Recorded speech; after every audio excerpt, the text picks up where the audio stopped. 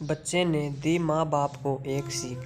किसी गांव में एक बूढ़ा व्यक्ति अपने बेटे और बहू के साथ रहता था। परिवार सुखी संपन्न था, किसी तरह की कोई परेशानी नहीं थी। बूढ़ा बाप, जो किसी समय अच्छा खासा नौजवान था, आज बुढ़ापे से हार गया था। चलते समय लड़खड़ाता था, लाठी की जरूरत पड़ने लगी, चेहरा झुर्रियों से भर चुका था, बस अपना जीवन किसी तरह व्यतीत कर रहा था। घर में एक चीज़ अच्छी थी कि शाम को खाना खाते समय पूरा परिवार एक साथ टेबल पर बैठकर खाना खाता था। एक दिन ऐसे ही शाम को जब सारे लोग खाना खाने बैठे, बेटा ऑफिस से आया था, भूख ज़्यादा थी, सो जल्दी से खाना खाने बैठ गया और साथ में बहू और उसका एक बेटा भी खाने लगे। बूढ़े हाथ जैसे ही थाली उठाने को हुए, थाली हाथ से छिटक गई, थोड़ी दाल टेबल पे गिर गई। बहू बेटे ने घृणा दृष्टि से पिता की ओर देखा और फिर से अपना खाने में लग गई। बूढ़े पिता ने जैसे ही अपने हिलते हाथों से खाना खाना शुरू किया तो खाना कभी कपड़ों पे गिरता, कभी ज़मीन पर। बहू चिढ़ते हुए कहा, हे राम, कितनी गंदी तरह से खाते हैं, मन करता है इनकी थाली किसी अलग कोने में लगवा देते हैं। बेटे ने भी ऐसे सिर हिलाया जैसे पत्नी की बात से सहमत हो। उनका बेटा यह सब मासूमियत से देख रहा था।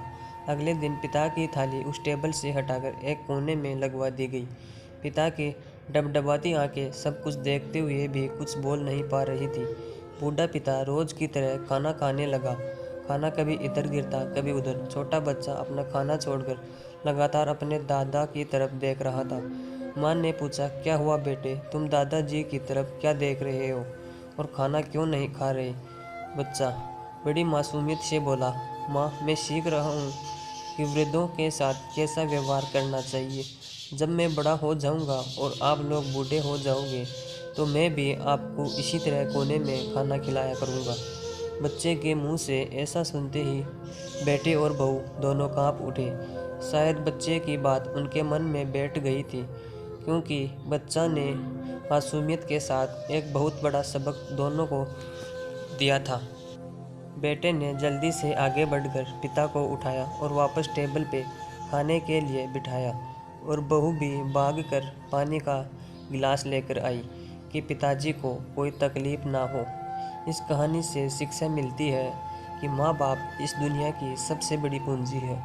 आप समाज में कितनी भी इज्जत कमा ले या कितना भी धन इकट्ठा कर ले, लेकिन माँ बाप से बड़ा धन इस दुनिया में कोई नहीं है। यदि यह कहानी आपको पसंद आई है तो लाइक, शेयर, कमेंट एवं चैनल को सब्सक्राइब ज़रूर कीजिए।